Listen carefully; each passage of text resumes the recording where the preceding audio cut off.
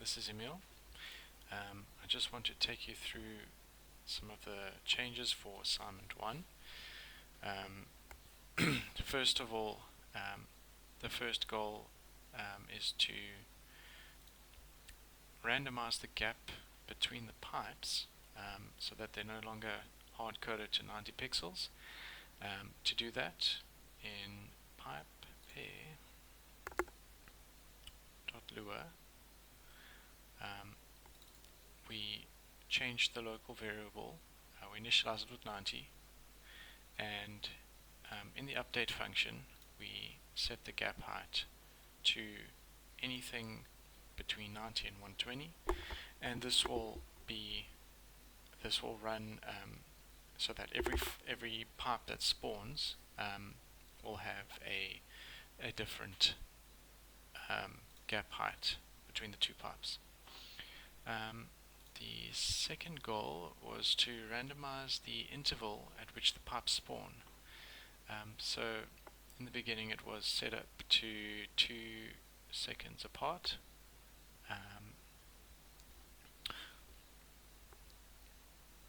So within the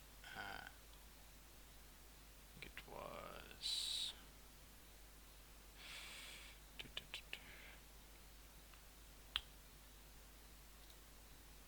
within the play state, I've set a spawn timer, and I've initialized it to anything between 2 and 5 using math.random.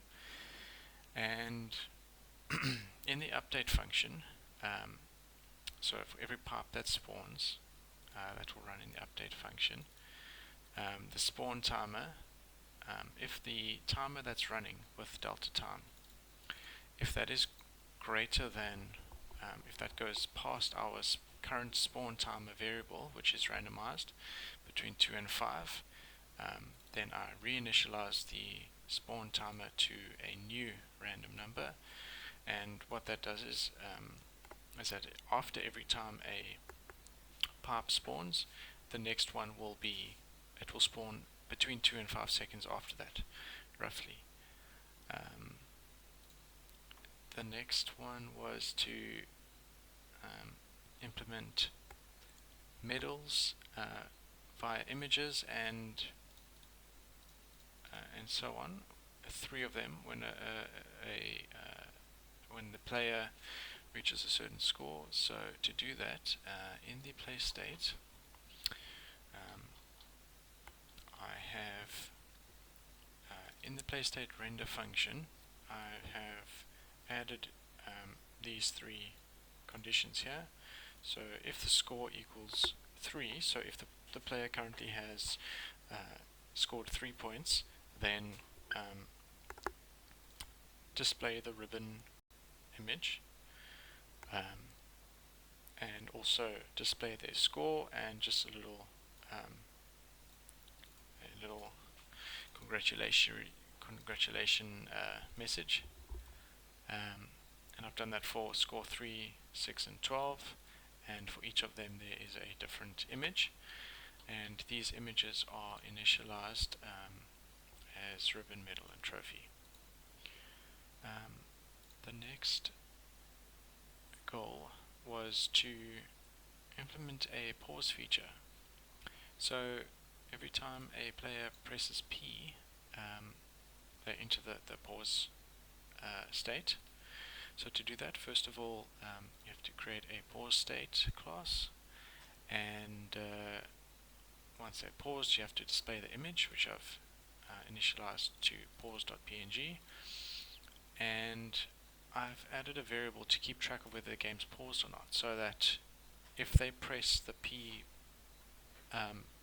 key the second time, it will resume the game, and we keep track of that. And then if paused is greater than 1, then resume the game by changing the state machine back to countdown, and that will just resume the game, but it won't drop you straight back into the game.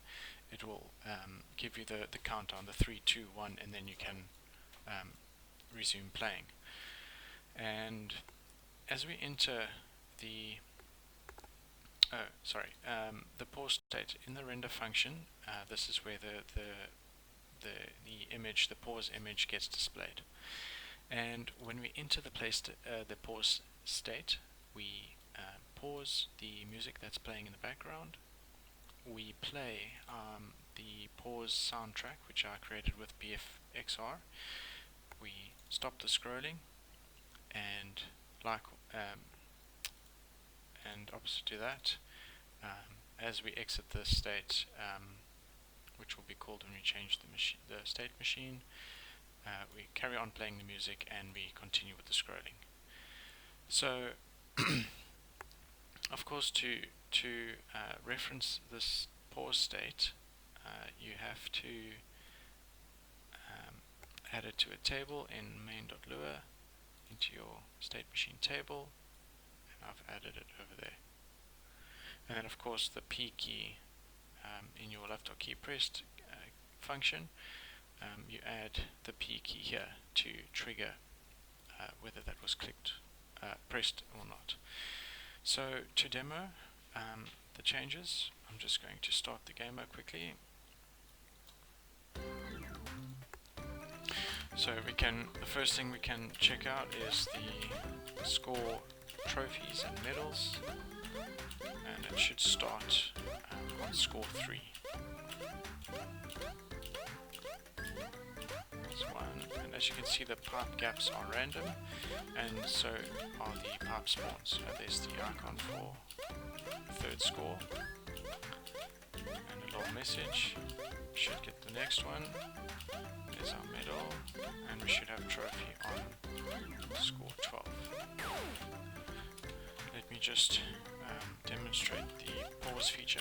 Press P, displays an icon, the scrolling changes to pause, the music pauses, and there was a small sound file, a small sound that played as well. And there I resume, and I pause again.